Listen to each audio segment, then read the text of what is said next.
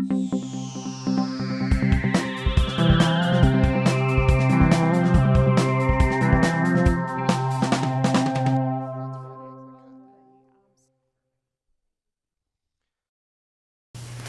watching a seed-saving video brought to you by the Spokane County Library District. In this video, we will be talking about how to save kale seeds. This is a good type of seed for beginner seed savers. Kale seeds are very easy to save and also very forgiving. Kale is a biennial plant, which means it will go to seed in its second year of life. Throughout the second summer, you will see tiny yellow blossoms opening on your kale plants. Towards the end of the summer, these flowers will die off and small green pods will take their place. Try not to overwater your kale plants at this stage. The small pods will grow and then turn brown and begin to dry out like these.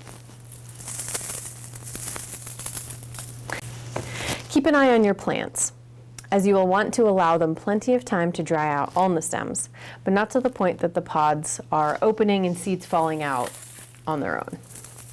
When my pods begin to turn brown, I cut the stems low on the plant, near the base, and place the drying stems and pods upside down into large paper bags like this to keep them somewhat contained as they dry.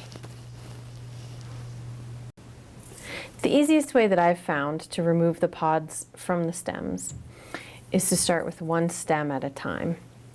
Run your fingers up the stem, popping the pods off as you go along. As with all seeds, store in a cool, dry location in a paper bag to reduce the possibility of dampness and mold getting to them.